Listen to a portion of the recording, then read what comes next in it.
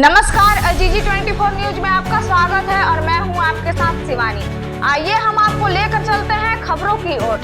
पहलगाम में हुए आतंकी हमले के बाद भारत के द्वारा पाकिस्तान पर जवाबी कार्रवाई करने को लेकर देश भर में आवाज उठ रही है। इसी बीच भारत और पाकिस्तान के युद्ध के आसार भी नजर आ रहे हैं। वहीं पाकिस्तान की जवाबी कार्रवाई से बचने के लिए देश भर में कई स्थानों पर मॉक ड्रिल किया जा रहा है। इसी कड़ी में राजनांदगांव जिले के डोंगरगढ़ रेलवे स्टेशन में सुरक्षा व्यवस्था को लेकर मॉक ड्रिल किया गया। युद्ध के आसार को लेकर भारत और पाकिस्तान में तनाव बढ़ता जा रहा है, जिसे देखते हुए गृह विभाग ने अलर्ट जारी कर दिया गया है।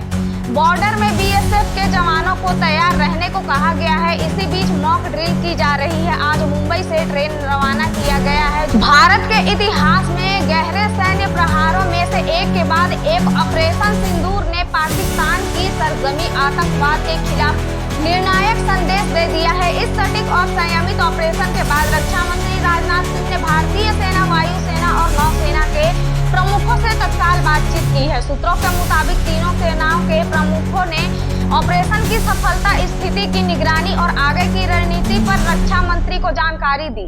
रक्षा मंत्रालय ने पुष्टि की है कि आज सुबह 10 बजे ऑपरेशन सिंदूर को लेकर एक महत्वपूर्ण प्रेस ब्रीफिंग आयोजित की जाएगी, जिसमें इस सैन्य कार्रवाई से जुड़ी विस्तृत जानकारी साझा की जाएगी।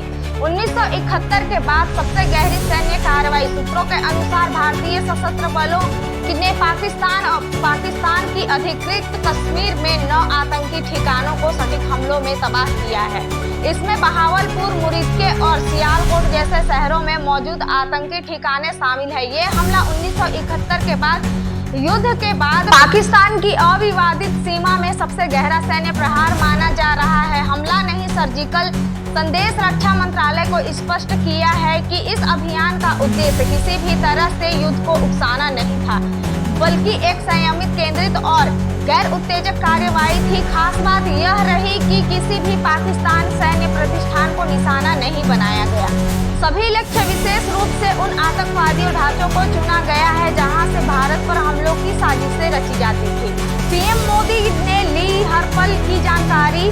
सूत्रों ने बताया कि प्रधानमंत्री नरेंद्र मोदी ने पूरे अभियान की रात भर निगरानी की और पल पल की जानकारी ली। यह ऑपरेशन तीनों सेनाओं, थल सेना, वायुसेना और नौसेना की एक संयुक्त कार्रवाई थी, जिसमें विशेष प्रिसीजन म्यूनिशन का इस्तेमाल किया गया।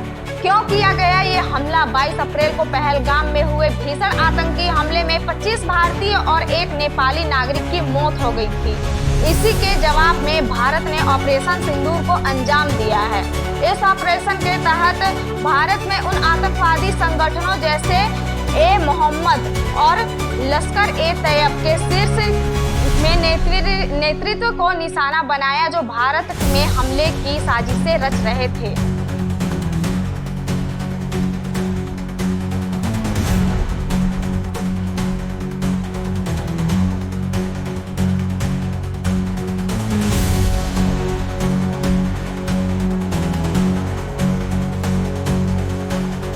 ऐसे ही नई ताजी खबरों के लिए जुड़े रहें हमारे साथ अजीजी 24 न्यूज चैनल पर। धन्यवाद।